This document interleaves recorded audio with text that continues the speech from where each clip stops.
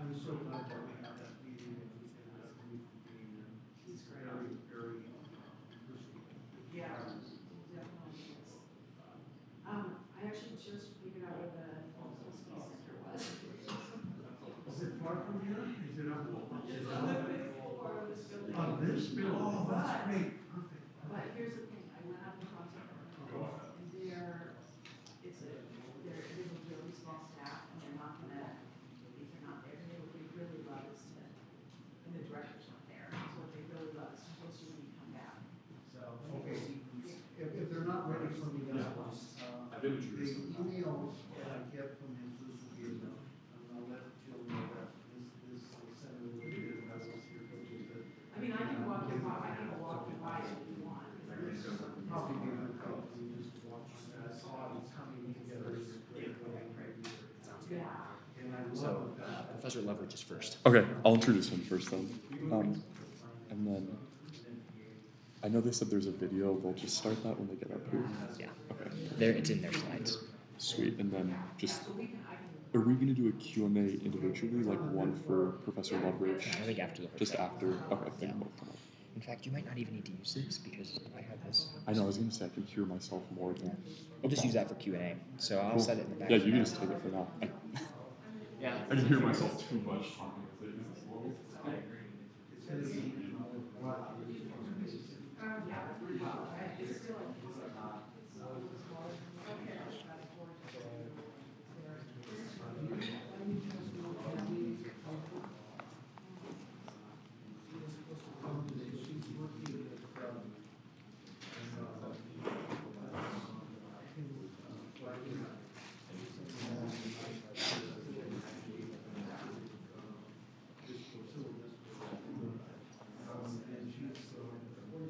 She's gonna take us, Christopher night to,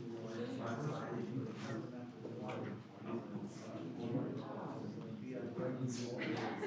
I think it's. So this is the person who wants to use it.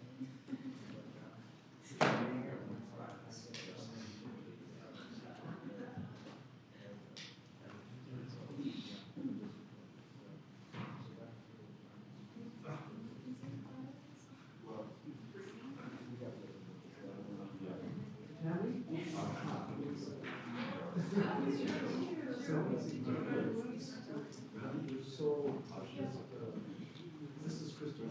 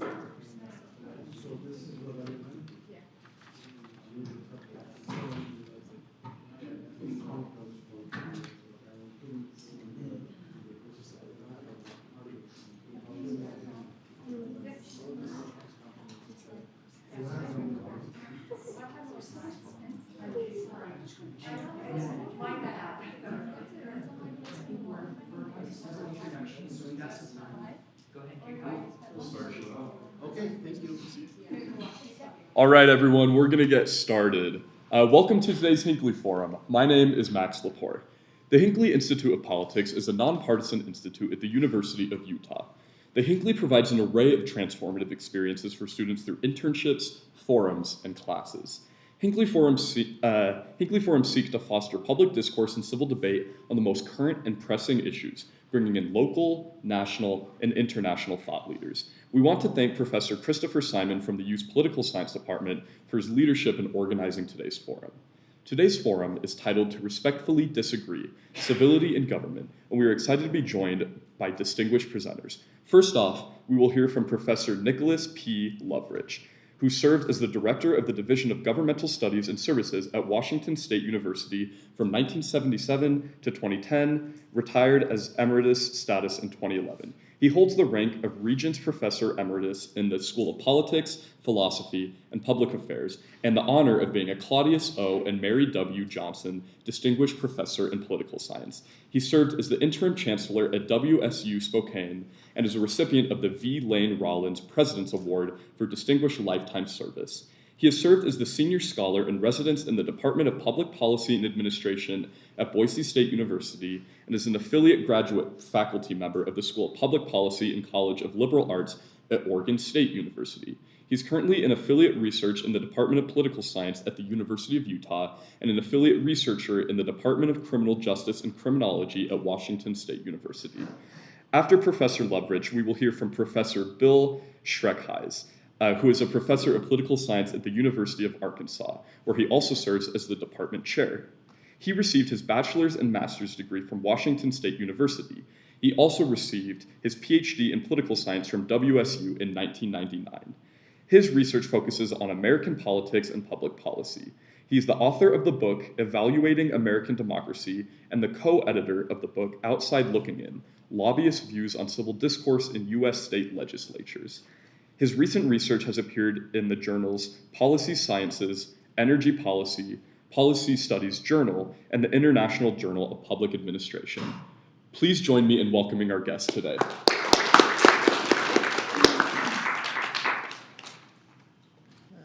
Thank you, Nicholas, for such a wonderful introduction. And of course, I'm a Luddite, so I don't know what to do to make these slides go ahead. So Bill, you might have to help me. What do I do? This one? I'll take this, yeah. Just tell me when. Okay, all right. So this is the third time coming to the Hinckley Institute. And I want to thank the Institute for hosting these events. We had an event when we were first doing this research that I'm going to report on today. We came here and gave a presentation on findings for the state of Utah.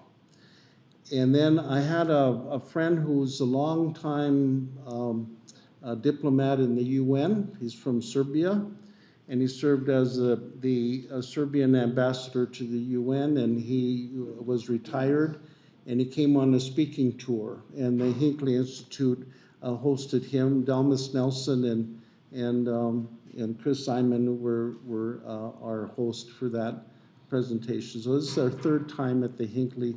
Thank you, Hinckley, for your existence. And slide 2. Okay. Special thanks go to a couple of people. First off, Dr. Linnell Howd of the League of Women Voters of Washington. She asked me to do a presentation for the League of Women Voters. So this presentation today is a reflection of what I shared with the League of Women Voters then, and you'll see several ways in which Utah, as a state, stands out when we talk about civil discourse in important ways, and the important activities to promote civil discourse come from the state of Utah. But none of the research that I'm reporting on today, the question at hand is the political discourse failure of the U.S. Congress being replicated in the 50 state legislatures? And if so, to what degree? And if it varies from state to state, what would account for the differences between the ability for legislators in the state legislature to engage in bipartisan policymaking and so on? And can we explain, where it's really falling apart the worst and where it's still possible for compromise, reasoned compromise to take place? None of that research would have happened if it wasn't for the Secretary of State, Sam Reed in Washington. He was president of the Association of Secretaries of State, and it was his legacy was set before him. A predecessor before him was Ralph Monroe. Ralph Monroe, Sam Reed, and Kim Wyman are all Republicans. The state of Washington doesn't elect Republicans to anything at the state level. They're the only statewide office held by a Republican is the Secretary of State. Why? Because they did their job in a nonpartisan way, in a way that said, okay, once the election is over, we're secretaries of state for the whole population, Democrat, Republican, Independent, and otherwise. So our job is to have absolutely fair electoral process. And that's the mantra that Sam shared when he was president of the Association of Secretaries of State. That too has fallen apart. The meetings of the secretaries of state are not any longer as they used to be, kind of professional training on how to transition away from partisan politics to serving all the people into basically caucuses of Republicans and caucuses of Democrat secretaries of state. And that's really sad. So I used to lobby for the Washington State University Senate. And Sam Reed asked me to come to his office one day, and he said very frankly, why don't you study something really important? And I said, well, pardon me all the hell, Secretary of State Reed, but you know, I didn't get to be a Regents professor by studying trivial questions. What are you talking about? He says, our state is falling apart. Our ability to do work is falling apart. My ability as Secretary of State, a Republican, was to bring together leadership from both parties when we had to really make a tough decision and figure out what the best place to be and get everybody to follow along and understand why. I can't get people to come and have those discussions anymore. Something's going wrong. And we need to get to the bottom of it. Why is this tradition of ending partisan politics when the election is over and solving problems in the interim and then getting partisan again during election time? How come we don't do that anymore? And I'm going to help you. I'll get you some money, I'll get you access, and I want you to collect data and share it with the caucuses in the House and Senate in the state of Washington, and let's see if we can figure out if we can get this back, because they really need it. So he convinced us to do research, and my colleague in this research is a Republican, and he's a city council member. He's running for mayor of Pullman right now, and we don't agree on hardly anything. But we do agree that our politics is broken and we need to try to fix it and promote civil discourse. So Francis and I collaborated on collecting data, sharing it with the state legislature. And then the National Institute of Civil Discourse found out that we had been doing this work and asked us to go to other states and try to replicate it. So special thanks to Linnell for letting me share this to the League of Women Voters in Washington. They were a very receptive audience. They were particularly interested in the work that's being done by Unite in Utah and the Dignity Index. And so I want to talk about that later on. I have another colleague, Stephen Steer. He is the Sam Reed Distinguished Professor of Civic Education and Public Civility. And a lot of what I'm reporting here is the result of Stephen's mission with the Humanities Council of Washington is to go around the state and talk to groups that want to learn about civil discourse. And a lot of my slides were produced by Professor Steer, my colleague. Well, he's my junior colleague. I hired him a long time ago, so I said, I need a favor. He said, okay, Nick, the favor is paid for. So thank you for them. And then I need to thank Bob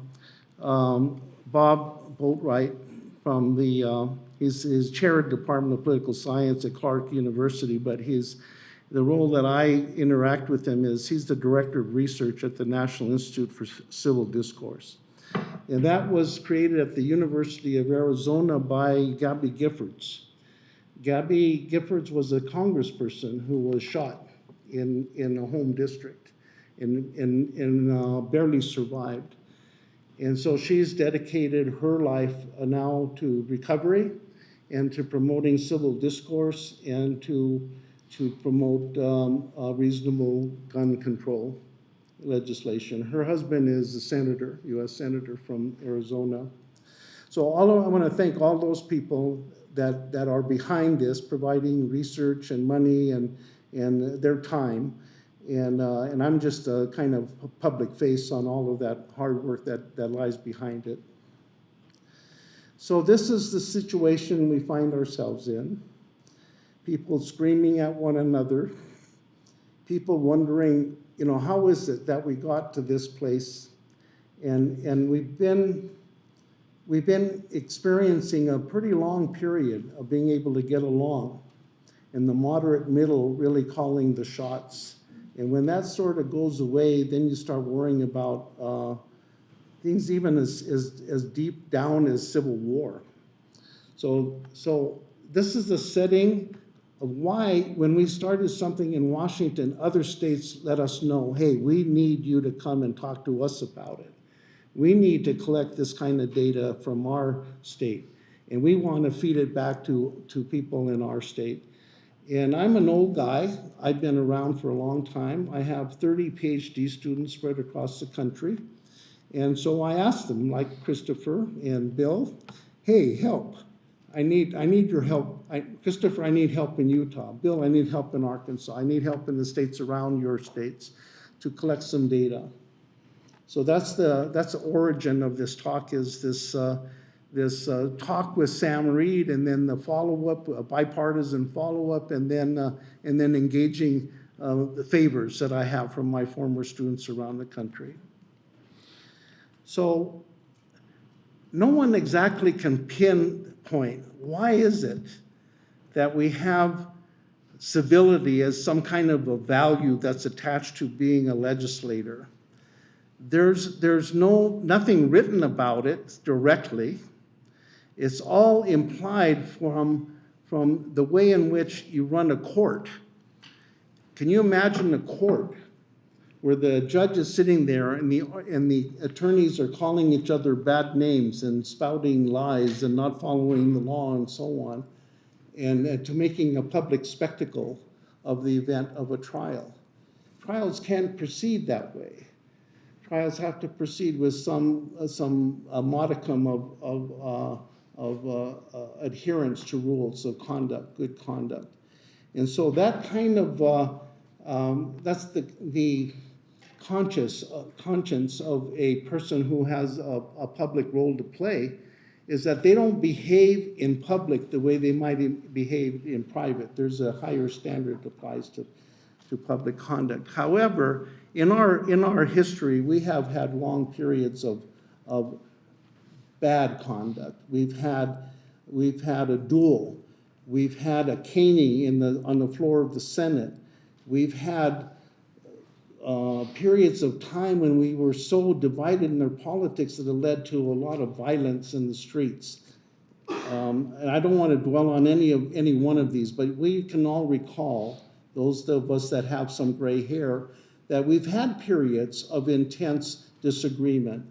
And when politics wasn't played out in the moderate middle, it was played out on the violent extremes. And more, another one. So luckily we have a historian who can remind us that American history is not moderate middle all the time. That's actually a rarity. We've had more periods of extended conflict, partisan conflict, deep division.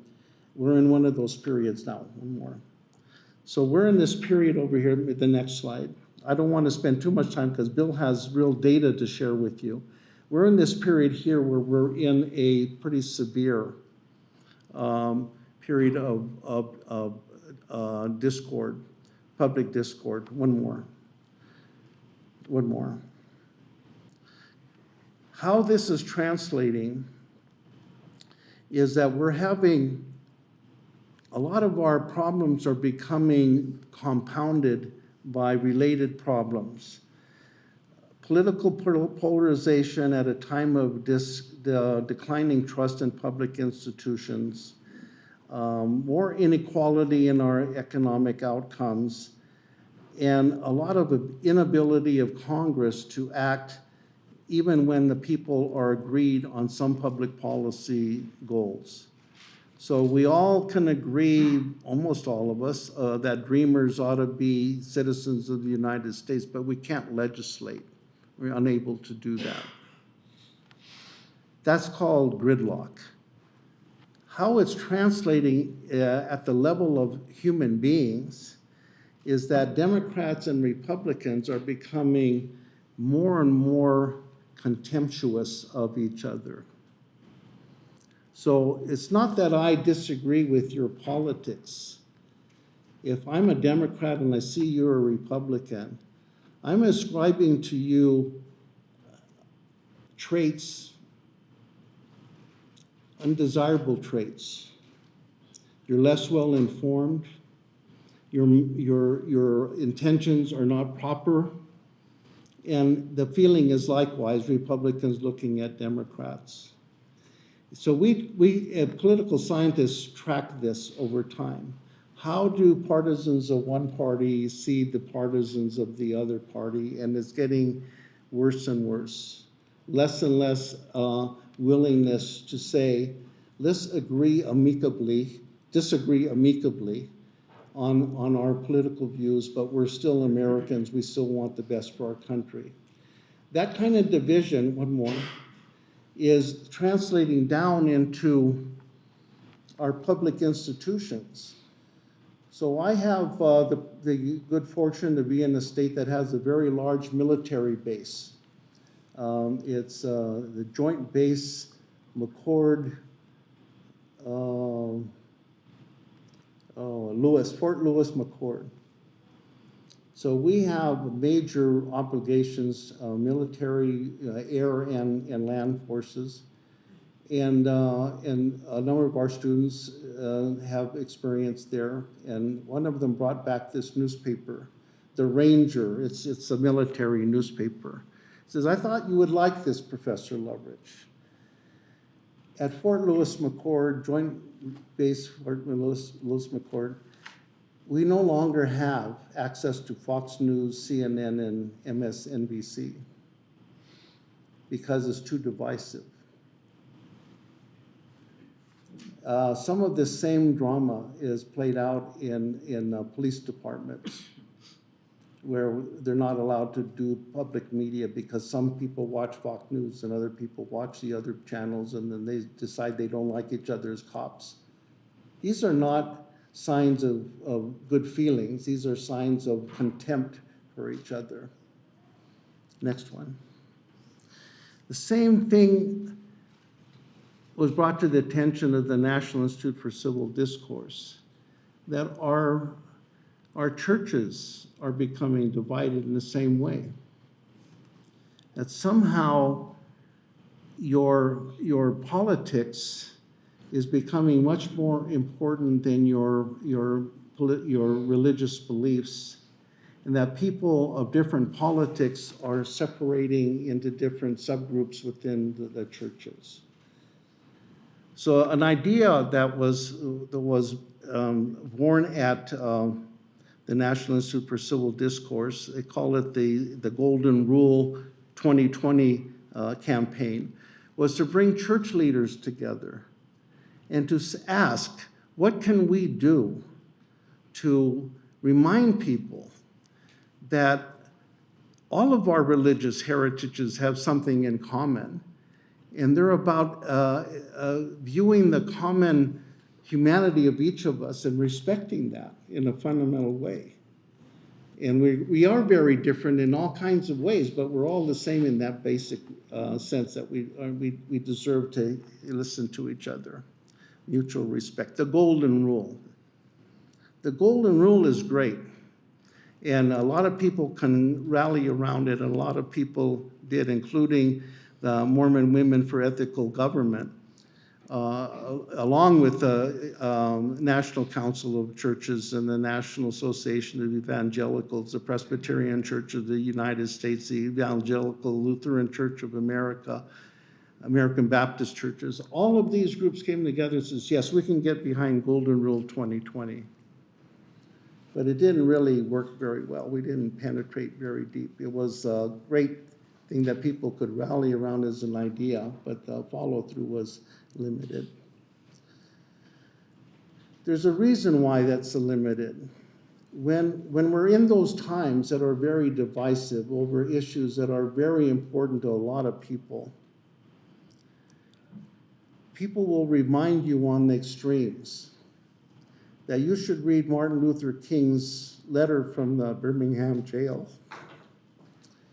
And he said, you know, the white moderate who is more devoted to order than to justice, who prefers a negative peace, which is the absence of tension, to a positive peace, which is the presence of justice. That's a problem that cannot be ignored. So when a lot of people begin to think that we're in that period when moderation is no longer a virtue, moderation is really a failure. We remember, well, those of us that are older and have some gray hair remember Barry Goldwater saying words about moderation. And extremism is a virtue in certain times. We're in those times when people can talk about the golden rule, but it's extremely hard for them to follow through and act on the basis of the golden rule. So I have a friend, the next one, who's at Boise State University, Gary Moncrief. He's a fantastic political scientist. He was working with the National Conference of State Legislatures when they first began to feel the problem of extreme polarization going on for a long time. And they asked him to take part in a study to study legislators, and I'm going to talk about their study in a little bit. What did the legislators think? This is in 2016. And then I knew that he worked on that project, and his colleague is one of my PhD students, Stephanie Witt. And I said, Stephanie, can I talk to Gary? I'm going to tell him about this project that Sam Reed challenged us to do, and would he help? And so I talked to Gary, and he said, Nick, I've retired. I don't do stuff like this anymore. Leave me alone. I said, no. Hear me out. You know, this is what we're going to do. So he came to our talk. We did a talk like this in Boise at Boise State University on findings for Idaho. And he said, Nick, I have something for you. I have a slide to put in your presentation, and it's this slide. And he said, sometimes the auto emissions repair guy knows more about politics than all the political scientists. And he said, can't we just be friends like we used to be? Isn't there a yin and a yang relationship between Democrats and Republicans? And he said, Nick, I went to talk to this guy to ask him, why did you put that big ass sign out there? I'm sorry, big sign out on your building. He says, Nick, Gary, I have clients who are Democrats and Republicans. They just want a muffler for dumb. You know, they don't need to talk politics to do mufflers. We need to get back to where we can put politics where it belongs and center on individual human interactions that are genuine and functional and persist over time. And so that's what moved me to put this big sign out there. And he says, well, can I take a picture of your sign? And so the best is history. I'm using Gary's sign, and I'm thanking him for that. There's another major institution besides the National Institute for Civil Discourse, and that's the Gettysburg Foundation in Gettysburg, Pennsylvania. And if you haven't been to Gettysburg, you really need to find a way to get there and go to the place dedicated to the Gettysburg Address and Lincoln's message to a nation healing from Civil War. And it's one of the shortest speeches ever made by a public official. Speeches in Lincoln's time were 2-hour orations without a break. That was the tradition of the time. He gave a very short speech. Probably the most repeated speech of any, pardon me, I get emotional about these things, but how to heal after Civil War, how to move ahead. So what is the Gettysburg Foundation doing now, aside from working with the National Park Service to preserve that beautiful place, moving place? They go to communities that are divided, and they can't get their act together to have local government because the city council can't agree, the mayors can't agree. They're just they've replaced problem solving with politicking on every issue. And they go and they help those people find a common ground. And I said, is that a new mission? Absolutely a new mission. Was it controversial? Absolutely. But we see the time is out there for people to hear this message again. We need to be able to do normal things with people who disagree in a reasonable way. And we have to find the experiences that help us build the capacity to do that. Okay. So the question that we are looking at is, has gridlock of this kind, hyperpolarization of this kind, taken effect at the state level? And we have a lot of people starting to worry about this question about the time of the President Trump's presidency, and watching how polarization becomes a strategy rather than building understanding. Actually building division is the political strategy. Okay. So as I mentioned, in 2015, 2016, the survey of state legislators was conducted by the National Center for State Legislatures, National Conference of State Legislatures. They had survey data from 1,600 state legislators, and they conducted 10 state case studies to see how people felt about issues related to civil discourse in those legislatures. Our study that we're going to report on, that was conducted later in 2018 and 2019. And our survey subjects are not legislators. Our survey subjects are legislative lobbyists. So if you're a lobbyist for an interest in the state legislature, your job is to understand the dynamics of that legislature, explain them to your clients, and to get measures through, either kill measures that are bad for your clients or promote something that's good for your clients, or even a higher level, bring information to the awareness of legislators so they're better informed legislators on that area of public policy.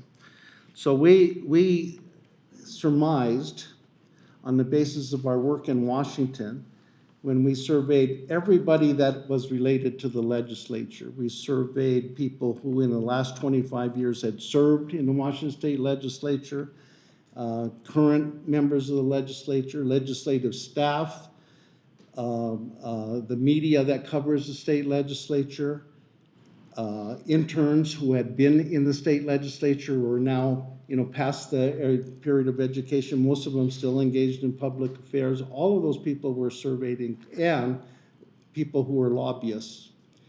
Many of the lobbyists, maybe a quarter of them, were state legislators at one time. They provided us with the most feedback. They called us the most often, Francis, Benjamin, and I, and whether they're Democrats or Republicans, they feel more comfortable with one or the other.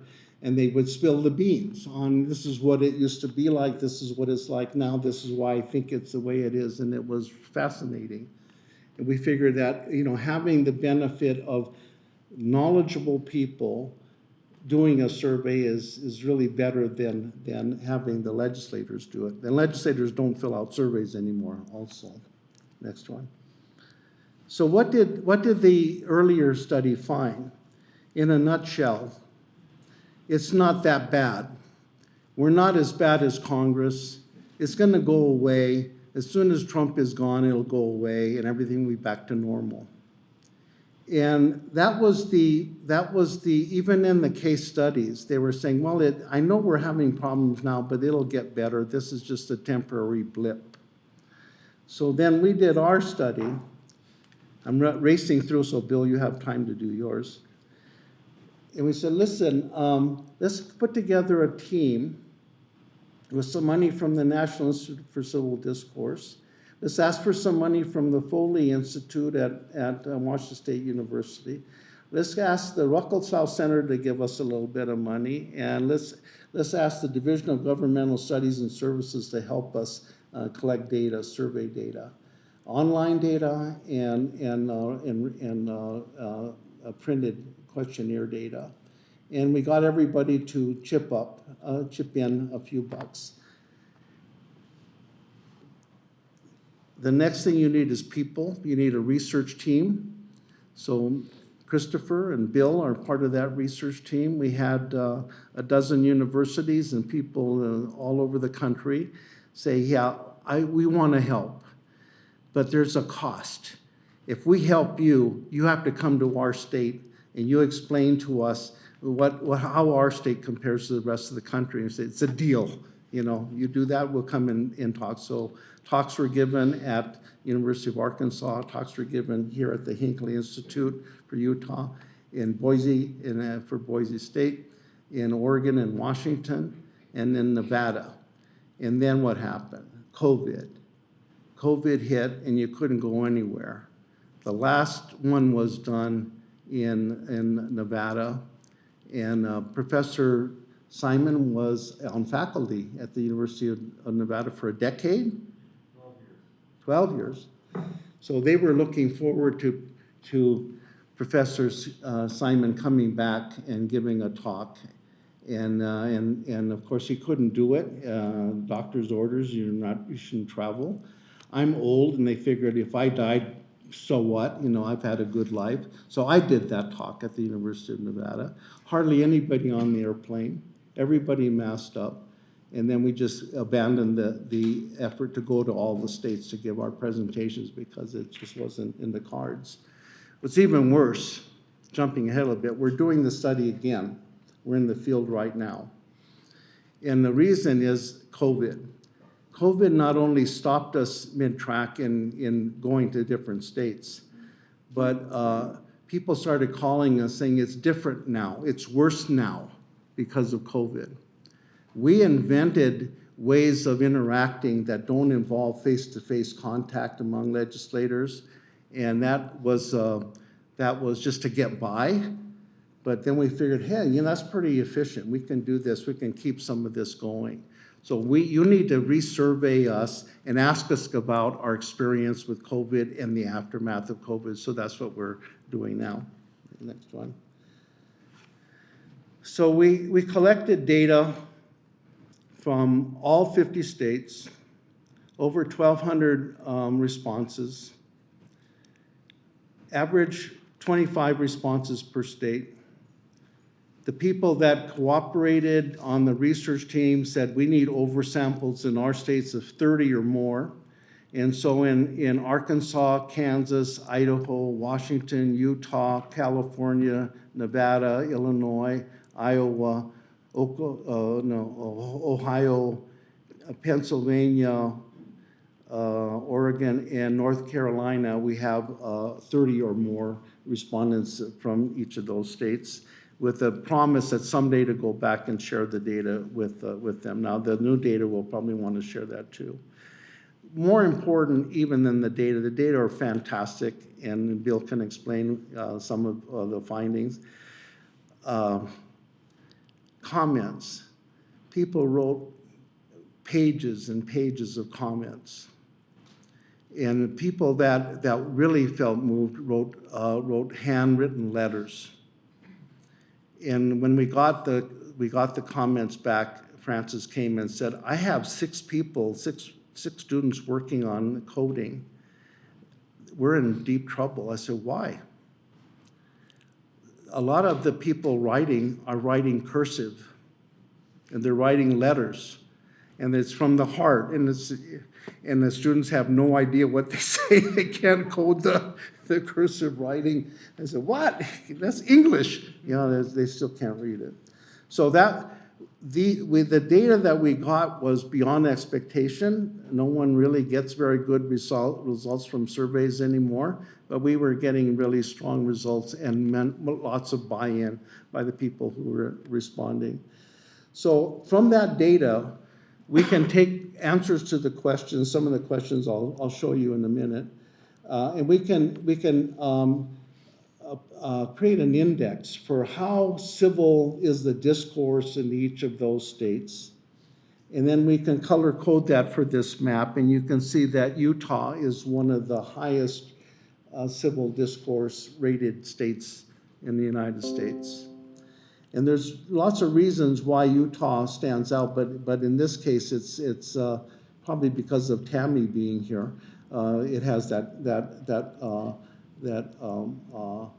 perception by people who are lobbying for a living that this is how Utah works. This is the most critical, typical, I would say, we've seen this kind of comment hundreds of times. This is a lobbyist from Wyoming, works for a nonprofit organization, the League of Women Voters for Wyoming. And she wrote, I started watching the Wyoming legislature as a reporter for the Associated Press in 1980. I became a lobbyist for the League of Women Voters in 1995. The Wyoming legislature was kind of a reasonable, practical place for people to put the state and the citizens first, above partisan ideology, and where people could disagree with respect. You would say they were naive and insulated from bitter partisan battles of the national level. You can make an argument and win it on the merits. In about 2000, national interest group representatives blew into the Capitol building, and legislators were like deer in the headlights. Another analogy would be bulldogging at a rodeo when a new steer is caught by surprise, blindsided, and just knocked down.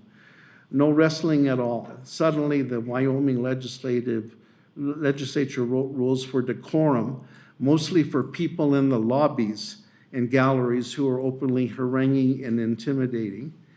Maybe we just joined the rest of the world. Sadly, when you hear people saying that from many states, then you know something profoundly different has happened to our politics. And we saw this need help us learn what we need to learn, help us with good examples, help us all you can. And we said, well, thank you for participating in the survey. We're only researchers, we're doing the best we can. So this is typical. This is what I shared with the League of Women Voters for Washington. And we did this, our plan is to do it for every state that has an oversample. Here's how Washington compares to the highest state and the lowest state on a particular question. The question here is, how important are civility and civil discourse in producing good public policy? Another question, what is the level of civility among legislators during the last two legislative sessions? Now, are the norms of fair play breaking down?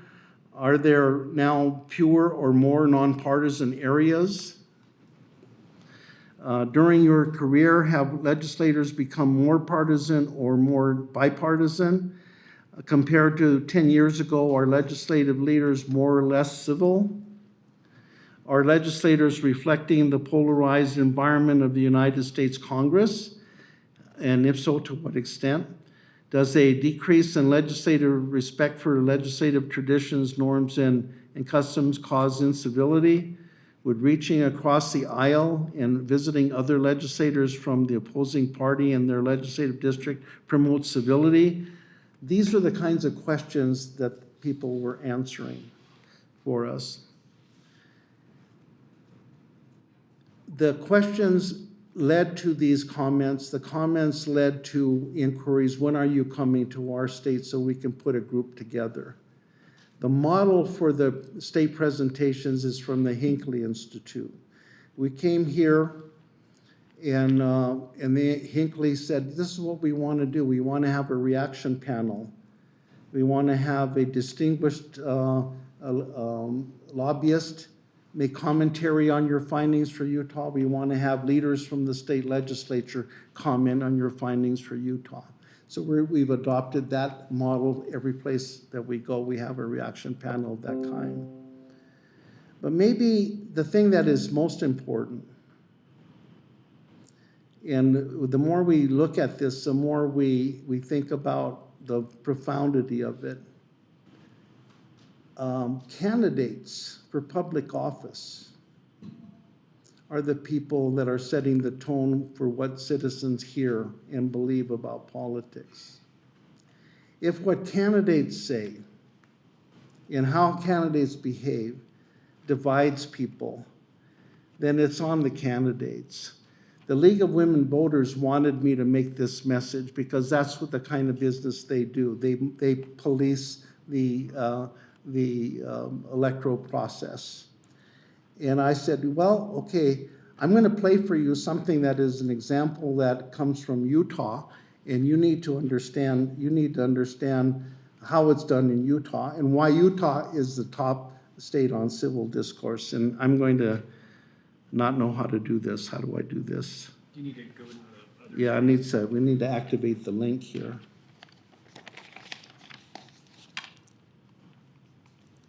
Is there a link on this page, or should I? It's on the page.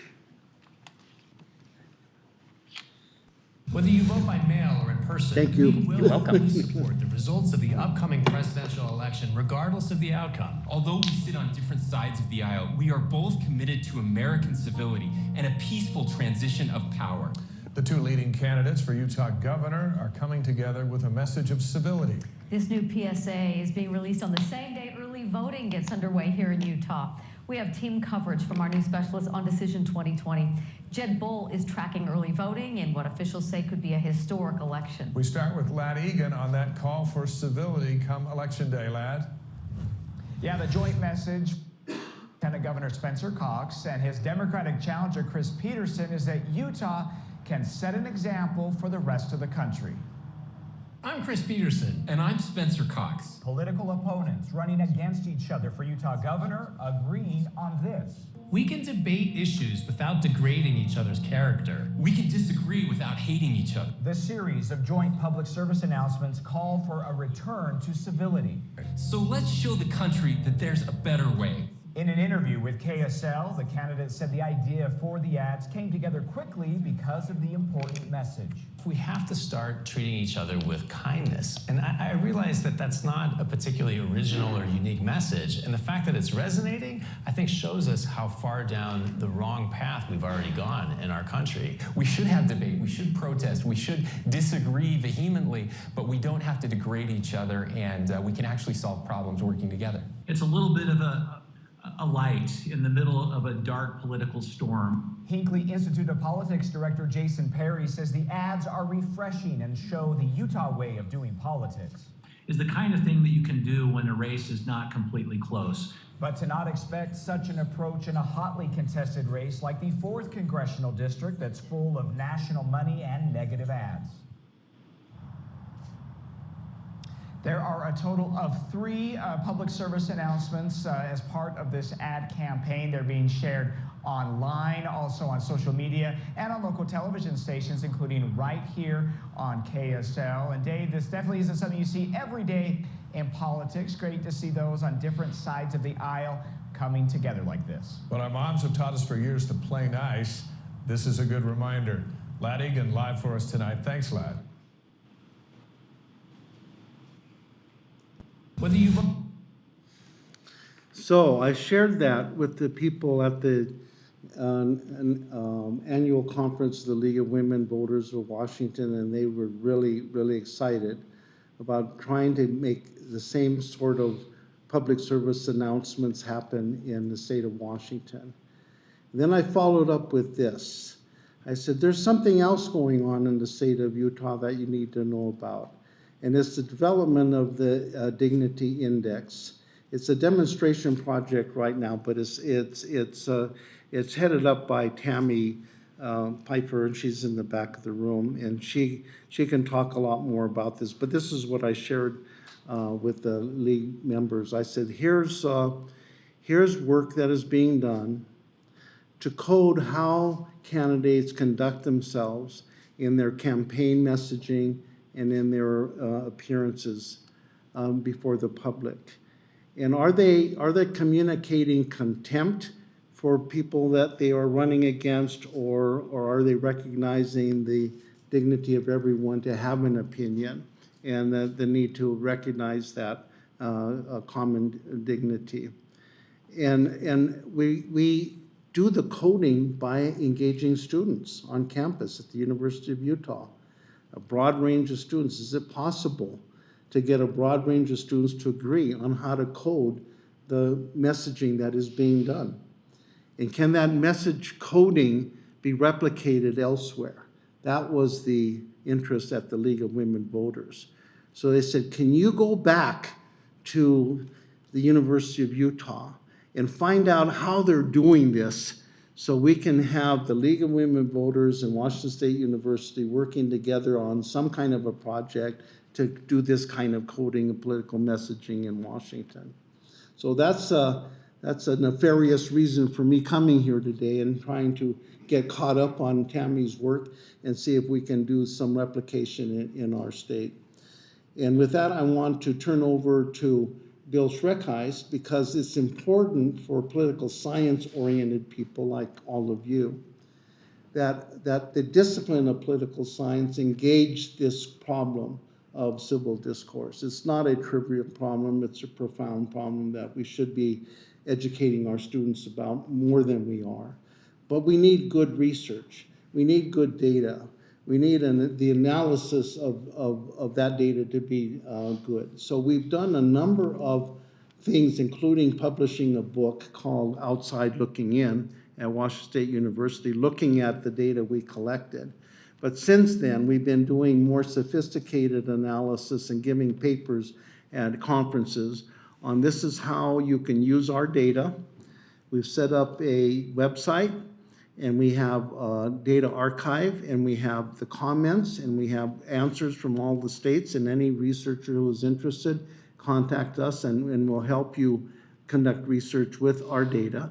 And we're collecting new data as of now so that we can work on the COVID-19 impact, which has been a devastating one for some states. They have given up on some of the face-to-face things that used to be critical and stayed with kind of a mediated social media interaction among legislators. That's not a good thing. So anyway, I'm going to turn over the dais to Bill, and Bill can tell you about the kind of things we're learning and the research we're doing. Thank you.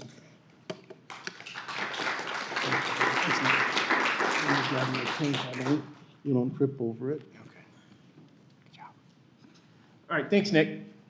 Yeah, so as Dr. Leverage pointed out, we've been engaged in a few different lines of research that engages this civility data that we got from the state legislators. It's really unique data because it involves all 50 states. It involves the observations of people who know the most about state legislators, and it is those lobbyists that work there on a day-to-day basis.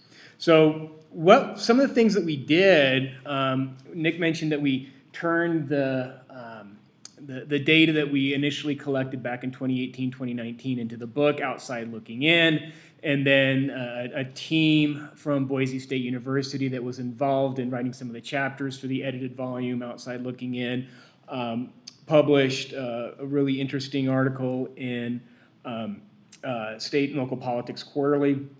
And collectively, this research addresses the question, why are some legislators more civil than others? Utah actually scores the best. It has the highest score on the Civility Index that was developed by that Boise State University team. So why is Utah doing so well, whereas other states like Oregon, Oklahoma, not doing so well? Why were their legislators rated as being so uncivil? And there are a lot of different things that can help explain this.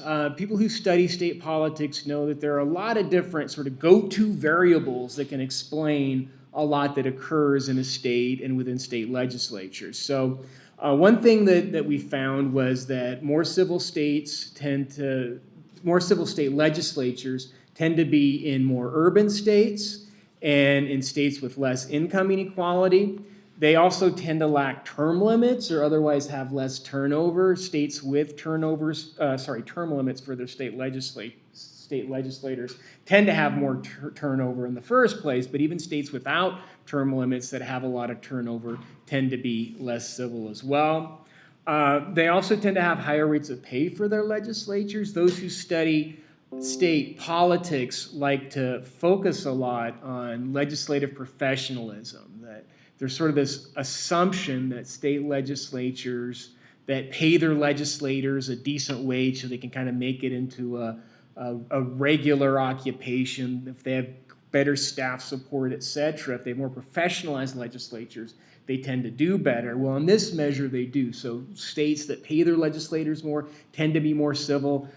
There is some suggestion, I would say maybe an inconclusive finding, that states that have better staff support for the legislators are actually a little bit less civil, maybe because their staff are doing the work that needs to get done and the legislators have more time to squabble amongst themselves. They also tend to have, again, I would say this is more of a preliminary finding, but more civil states tend to have higher levels of political polarization between the legislative parties, which is completely the opposite of what you would think, right? When you've got conservative Republicans and liberal Democrats and you throw them on a legislative floor, they're going to fight like the cats and dogs, but that's actually not necessarily true. Now, I put this up on this slide hesitantly because in one study that I did, I actually find that polarization is actually positively related to legislative civility, but some of the other stuff we've done suggests that it might be the opposite direction, so it's kind of an inconclusive finding. Also, states with less partisan competition, as you might suspect, tend to have more civil legislators. And then also we found that states that have more diversity in their legislature, when they've got more women and people from otherwise underrepresented groups, those tend to be a little more civil. They tend to be rated a little more civil by their state legislators, by their state legislative lobbyists. So we're sort of getting a good sort of like first stage sense as to why some legislators are more civil than other state legislatures. But I would say this is kind of a more first step. There's a lot going on amongst the 3,000 or so state legislators out there. So more work is to be done there. Now, the next question, I think, is a lot more interesting, and it has to do with why we're studying civility in the first place. It's one thing to have a group of state legislators that don't get along. It's another thing to have a group of state legislators that don't get along and can't do anything. If that conflict between the state legislators is so pronounced that they can't do their jobs, then it becomes more than just they don't like each other. It's possibly the end of the world because the institution we expect to govern can't govern, right? Also, studying state legislators is important because it can provide us with insight not just from the perspective of the state legislators themselves, it can provide us some insight into what's going on in Congress. If the same dynamics apply at the state level that apply at Congress, the more we understand about the state, the more we could possibly understand about Congress as well. Also, this could be applied to other legislatures outside the United States. So studying state legislatures is really exciting. If we ask the question then, does civility matter at the state legislative level, we can then assume possibly that what we find is applicable at the congressional level or outside the US. So going back to that question of governance, Nick and I and some others engaged this question by looking at whether or not civility can be linked to something like legislative productivity. Are states that have more highly rated, more civil legislators, are those states producing more legislation, and conversely, are those states where the legislators get along not quite as well, are they producing less? And there are a lot of different ways you can measure legislative productivity. You can look at the total output of legislation. Are more civil legislators producing more legislation during their legislative sessions than the less civil ones? That's not the best way to do it because there are some states that just produce a lot of legislation no matter what, and some states that don't produce a lot on the flip side. So like, Alaska, they might produce about 100 passed bills a year, whereas New Jersey, it's like in the tens of thousands almost. So that's not the best way to look at it. So we can look at the proportion of proposed legislation that was passed. That sort of takes into account the number of bills that are already introduced. We can look at, not all legislation is created equally. If you know anything about state legislatures, sometimes they pass some bills that people are like, why did we pass this in the first place? And there are other bills that the impact could result in literally changing our lives. And so at the national level, there's been some research that looked at congressional legislation where they looked at just important bills. So if you know the work of like David Mayhew or Sarah Binder, who looked at gridlock in Congress, there are some legislations that are more important. We adopted sort of a proxy measure by using data that was collected by Frederick Baumke in his State Policy and Innovation database. So if that a law showed up in that database, then we coded that as important. And then we also looked at whether or not states passed their budgets on time. On all four measures, more civil states looked better than the less civil states.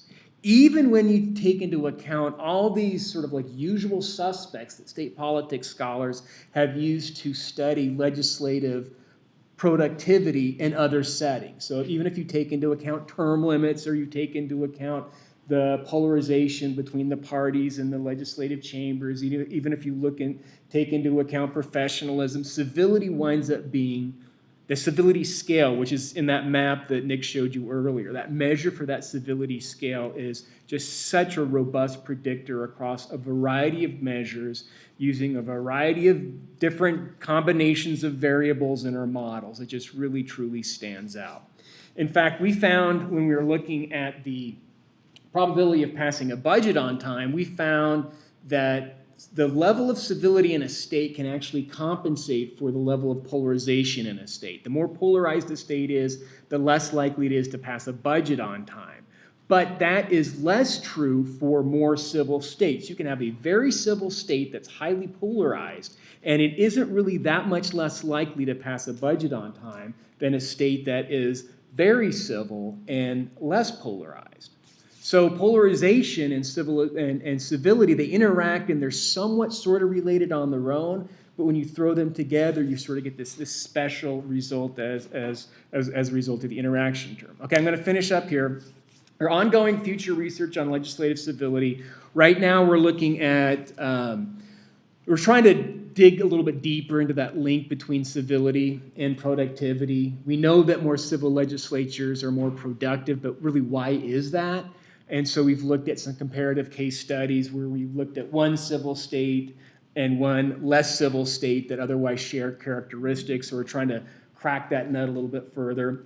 We're also examining the extent to which the sort of like the demographic composition of state legislative districts might have an impact on civility. You know that congressional districts, there's a much stronger difference today than there was in the past between ones controlled by, or ones that elected Democrats to the House and ones that elected Republicans. They're becoming less homogenous within each group, so the Republican districts are becoming more and more white, and they tend to be less and less educated, where the Democratic districts tend to be more diverse and tend to be a little more educated. We're applying that at the state legislative level to see if the sort of the inter-party legislative homogeneity can account for the differences in legislative civility amongst the states.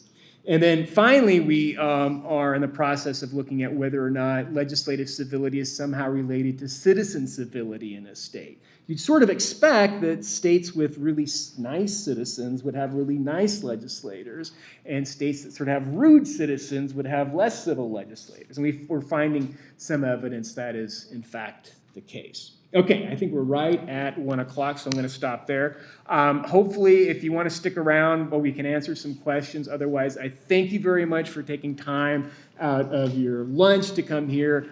Nick and I talk. Thank you very much. This is a beautiful campus. It's a beautiful day, and this is a beautiful setting. I've had a great time. Thank you.